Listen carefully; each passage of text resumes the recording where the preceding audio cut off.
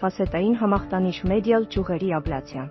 Ֆասետային հոդերի դեգեներացիան առաջացնում է գոտկատեղի կամ պարանոցի խորը, ձգող և մշտական ցավ, երբ բորբոքված հոդը գրգռում է մեդիալ նյարդային ճյուղերը, ցավը չի անցնում նույնիսկ դեղորայքով։ Մեդիալ ճյուղերի ռադիոհաճախական աբլացիան։ Սա մինիմալ ինվազիվ միջամտություն է,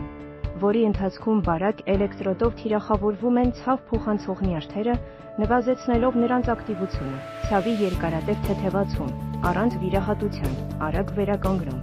Այս մեթոդը հրաշալի արդյունքներ է տալիս ֆասետային ցավի դեպքում, վերադարձնելով շարժունակությունն ու կյանքի որակը։ Ֆասետային հոդերի ցավը հաճախ ուժեղանում է կանգնելու, քայլելու, թեքվելու կամ երկար նստելու ժամանակ, ինչի պատճառով բուժառուները սահմանափակում են իրենց առօրյա կյանքը։ Շատերի մոտ ցավը ծագում է առավոտյան, ծանրության և կաշկանդվածության զգացումով, որը չի անցնում նույնիսկ օրվա ընթացքում։ Ռադիոհաճախական աբլացիայի ժամանակ էլեկտրոդը տեղադրվում է միլիմետրային ճշգրտությամբ, հենց այն նյարդային ճյուղի մոտ, որը պատասխանատու է ցավի գեներացիայի համար։ Ջերմային ազդեցությունը նվազեցնում է նյարդային հաղորդումը, թույլ տալով հոդին հանգստանալ և դադարեցնել բորբոքային ցավային ազդակները։ Միջամտությունը տևում է ընդամենը 20-40 րոպե, կատարվում է տեղային ազգայացմամբ, և բուժառուն տուն է վերադառնում նույն օրը, առանց որևէ վիրահատական միջամտության կամ երկարատև վերականգնման։ Հետազոտությունները ցույց են տալիս,